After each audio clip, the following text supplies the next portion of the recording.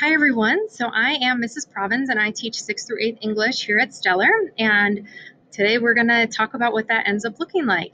So as an overview, if your child takes my class on site, we're really going to focus on analytical reading, so dissecting a text and really figuring out how to think about those ideas and evaluate them, and then writing in order to produce cohesive, organized, and thoughtful writing. And finally, collaboration, because kids have the opportunity to get together and share ideas and build off of those. We want to focus on that a lot too. So curriculum at home looks a little different than on site. So you'll have the McDougall-Littell literature textbook, the grammar for writing workbook, and the vocabulary workshop workbook. And you'll have teacher's editions for all of those so that you are able to do the grading at home. None of those need to come on site. We don't use those books in our on-site class. And so keep them at home and use those teacher's editions to provide feedback to your child. At school, we don't have a textbook per se. Instead, I've selected stories, articles, videos, etc. to make up our units. And so we'll have 6 units a year for each of those classes. And I thought I'd just give you an idea of what our first units are going to be. And so in 6th grade, we're going to start with a unit called What It Takes to Be Great, where we'll look at deliberate practice, grit, and growth mindset. And then in 7th grade, we're going to start with the purpose of music, and we'll look at a lot of different theories with music and how it affects us and how we interface with it and everything. And then in 8th grade, we'll talk about when is lying okay and evaluate a lot of different arguments on that topic. So my contact information, if you ever need to contact me, the best way is through email, and that's aprovins@rsdnmp.org. You can also give me a phone call if you want to and you prefer that, and my number is on the screen there. Another great resource is going to be my website. So you can access it through this link, or you can just go to the Stellar webpage and go through staff, and there's a link to my webpage there as well. But this is going to have a lot of really good resources for you. And so if you look on the left-hand side here, there are all those different grade levels.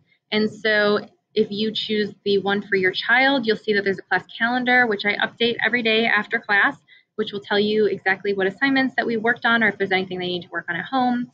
And I also have my course expectations and any rubrics there that I will be using for grading their summative assignments. There's also resources on the left-hand side here, which are resources for you in learning how to give good feedback to your child. So getting back to our presentation, I want to talk about grading really quickly. So we use standards-based grading here at Stellar, which in English ends up looking like a lot of the summative assignments. So summative assignments are those big assignments that you have at the end of a unit, like essays or narratives or projects, etc. We usually have 3 or 4 of those a semester. And the nice thing about standards-based grading is that it's really based around mastery, which means that we want to encourage kids to improve and to revise in order to get better. And so students may always revise their writing to improve their skills and receive a better grade in my class. And they're very much so encouraged to do so. All right, and then homework and oral presentations. So I did want to make a note to talk about the fact that the on-site class and the at-home class are separate entities. So they're learning about different stuff in those 2 realms. And so typically I don't assign homework because they're already doing all of that work for homeschool. The only time you'll really see your child needing to do things at home for my class are in 2 situations. One is when they haven't finished something that we're finished working on. So I give students several class periods to finish up essays or writing assignments. And if your student just needs a little bit more time, I'll ask them to finish it at home. So that will become homework. And there won't be any late penalty or anything on that. I'll work with your child to make sure that they get it done in a timely manner. The other thing, though, that will be done at home is oral presentations. We have 1 of those a semester, and guidelines for those will go out a month in advance. You'll have plenty of time to help your child develop an oral presentation around an interesting topic that they will then present to the class and come in and do that. So those are the only 2 times that you'll really see any homework from our on-site class. Oh, and also I wanted to make a note that Google Classroom is going to be the place to look if your child has any work to complete at home, say oral presentations or homework.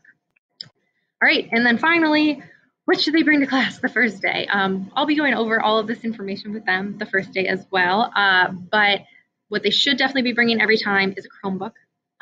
We are no longer using the class sets because of COVID, and so make sure that they bring their individual Chromebook every day, and bring paper and bring pens or pencils or just something to write with. Okay, a lot of our work will be completed on the Chromebooks, but there will be some things that I'll hand out physically for them to have because it'll be easier to take notes physically instead of on a computer.